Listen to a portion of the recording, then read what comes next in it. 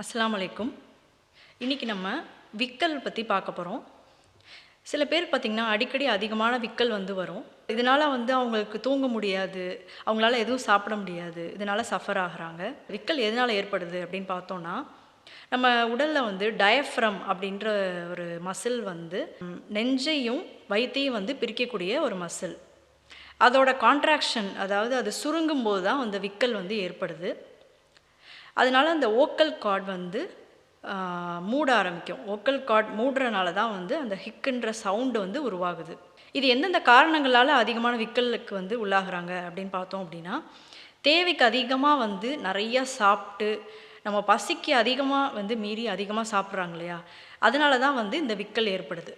அதிகமான ஆன்டிபயோட்டிக்ஸ் எடுத்துகிட்டு இருப்பாங்க. சில மெடிக்கேஷன்ஸ் எடுக்கிறனால விக்கல் ஏற்படலாம். ஆல்கஹால் எடுக்கிறனாலையும் சில பேருக்கு விக்கல் ஏற்படும். இன்னொன்று மன அழுத்தம்.